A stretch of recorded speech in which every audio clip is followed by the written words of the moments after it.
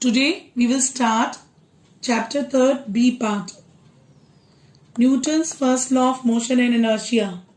So the Newton first law states that if a body is in the state of rest, it will remain in the state of rest, or if it is in the state of motion, it will remain moving in the same direction with same speed unless an external force is applied. That means if a body is at rest, suppose this is a body, this body is at rest, it will remain in rest until and unless we apply an external force. If the body is in motion, it will remain in motion until and unless we apply a force. So this is a Newton's first law. If you want to understand the Newton's first law, we can understood in two parts. First part is the definition of inertia. Second is definition of force. So inertia, let's see what is inertia. The property of an object by virtue which it can neither changes its state nor it tends to change the state, it's called inertia. Suppose if I take this pen cap, this pen cap is lying on the board, it will not change its state.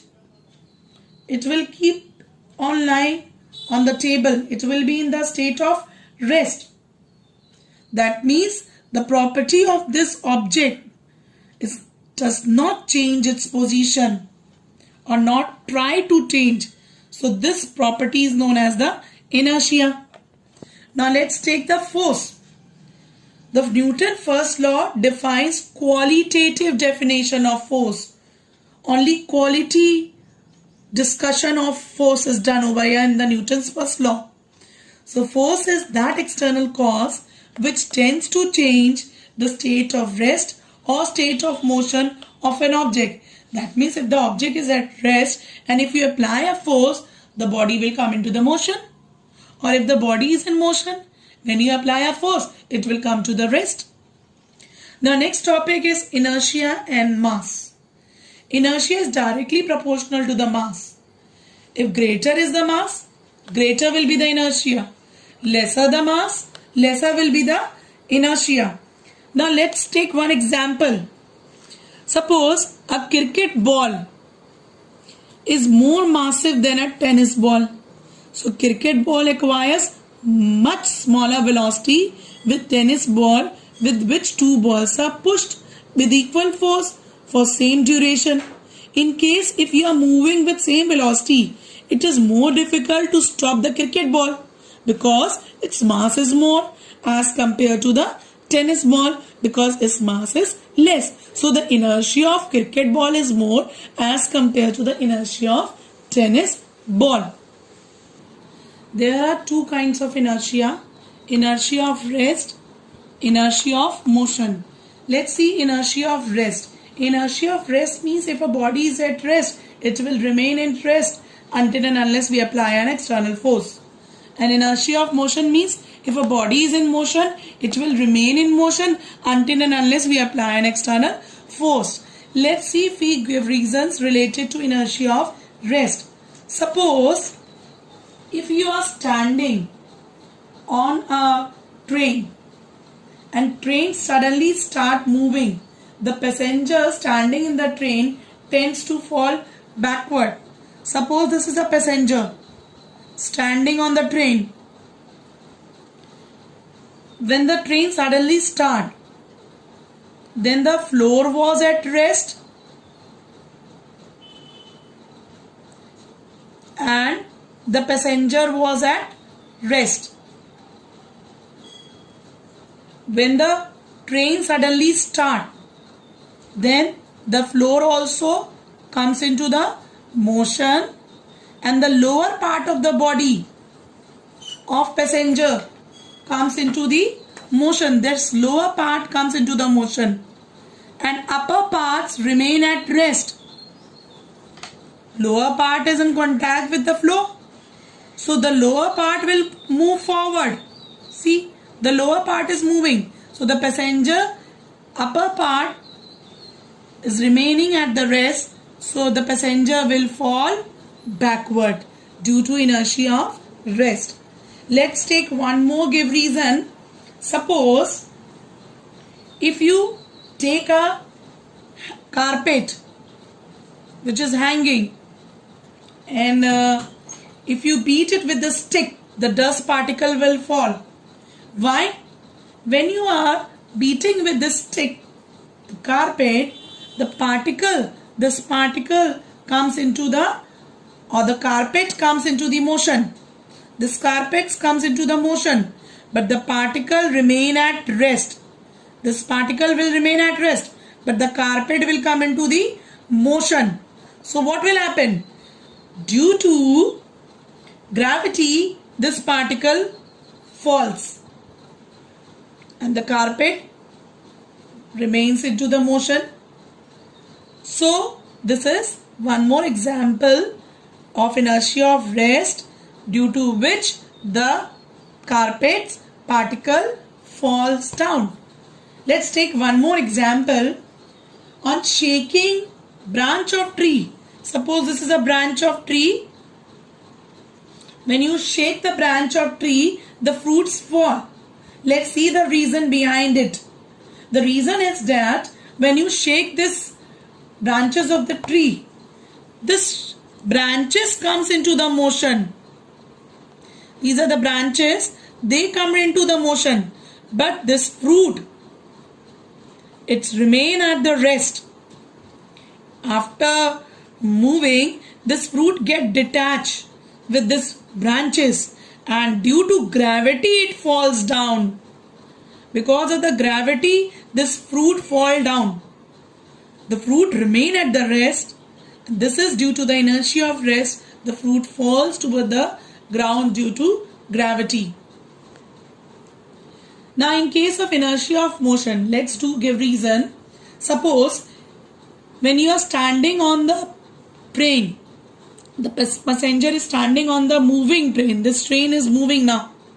So this passenger is also in the motion. Now when train suddenly stop, then what happened? The train comes to the rest, and this lower part of the body of the passenger also comes to the rest, but upper part of the body of passenger is still in motion due to inertia of motion, because no external force has been applied.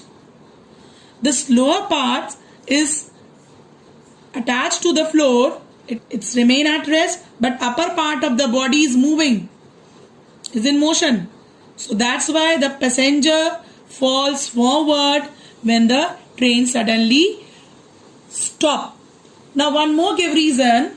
For example, if an athlete's run, you must have seen it. If an athlete, he has to take a long jump. Suppose he has to take a long jump, but he runs before taking a long jump. Why?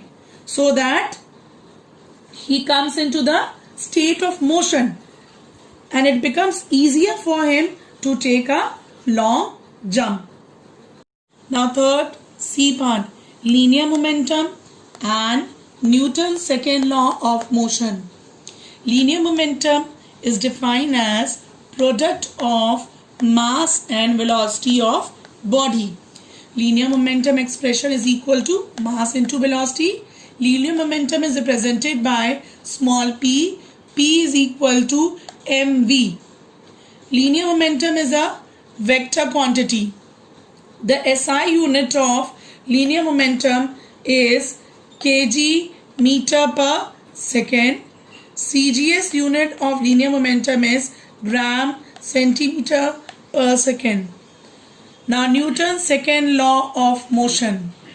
Newton's second law of motion states that rate of change of momentum of a body is directly proportional to the force applied on it, and change in momentum takes place in the direction in which the force is applied.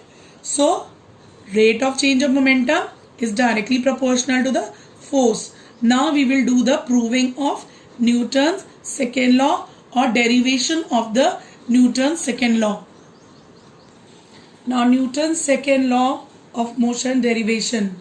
Let the mass of the body is m an F force is applied on the body with initial velocity of body was u, final velocity of the body is v, time taken t. Now we will find out the initial momentum p1, that is m into u, mass into initial velocity.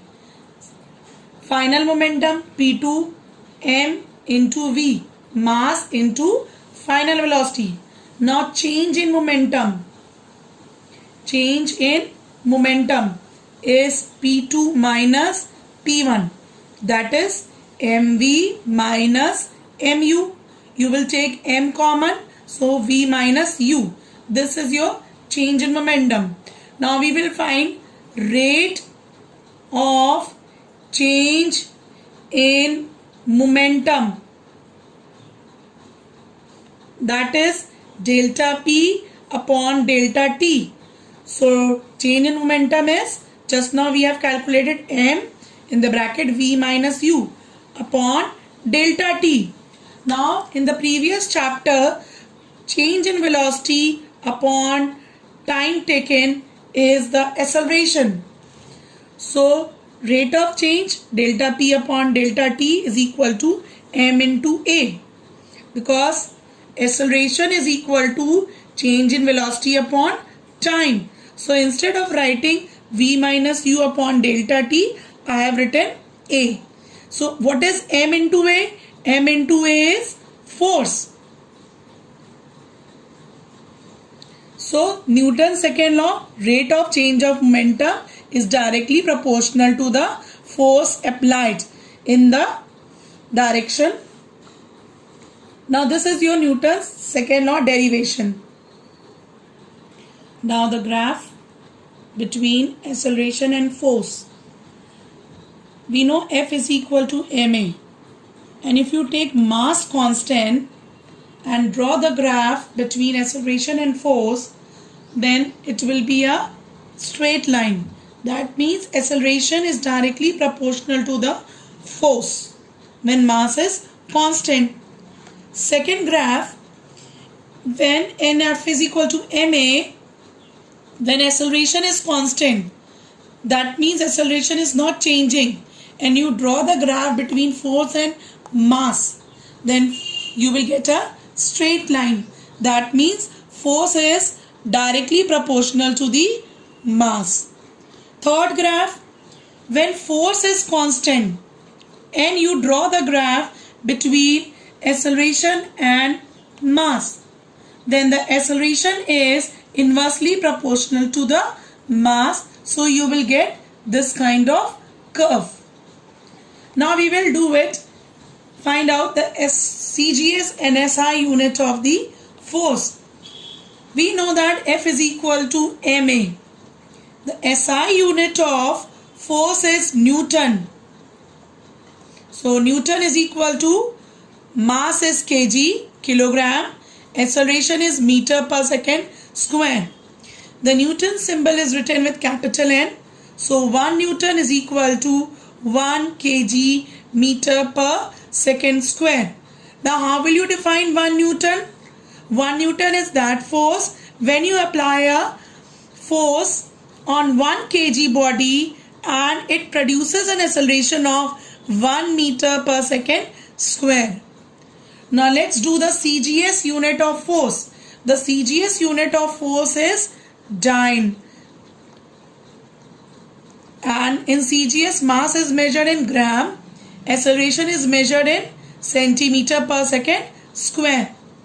So in 1 dyne is equal to 1 gram into 1 centimeter per second square. Now how will you define 1 dyne force? 1 dyne is that force when a force is applied on 1 gram body and it produces an acceleration of 1 centimeter per second square in the direction of the force. Now let's see the relationship between SI and CGS unit. In 1 Newton, how many dynes are there? We have to find it out. Let's see. So 1 Newton is equal to 1 kg meter per second square. So you can write 1 kg into 1 meter per second square. In 1 kg, 1000 grams are there. In 1 meter per second square, 100 centimeter per second square are there. So when you multiply, it will be 10 की power 5 gram centimeter per second square. And gram centimeter per second square is what? Dyne. Just now we have written. Gram centimeter per second square is dyne only. So gram centimeter per second will become dyne. So in 1 Newton, 10 की power 5 dynes are there. Now next is to obtain Newton's first law from the second law of motion. So what does the Newton's second law state? That F is equal to ma. Force is equal to mass into acceleration. If force is 0, then what will happen? Acceleration will also be 0. That means no force, no acceleration will be there. So body is at rest. That means this is a Newton's first law. If no force is acting on the body, then the body will remain at rest until and unless an external force is applied. Now let's see. We know that Newton's second law statement, rate of change of momentum is directly proportional to the force. So change in momentum will be equal to force into time interval. So change in momentum is brought if large force is applied. That means the magnitude of force is more for short time interval. That means for short duration, if you apply a large force, then change in momentum is brought. Or in the other hand, you can understand, if change in momentum is 0 for large duration, if you make the duration large and change in momentum is 0, then the effect of the force will be reduced. So let's do some example. Let's take the give reason. While catching a cricket ball, the cricketer withdraw his hand along with the ball. So reason is that the cricketer avoids the chance of injury to his palms by withdrawing his hand along with the moving ball while catching it. If you see that this cricketer ball, when he has to catch this ball, he withdraw his hand so that this time interval is increased.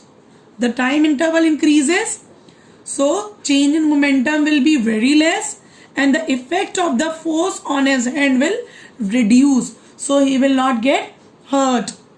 Now second give reason, athletes often land on sand after taking a long jump. Why?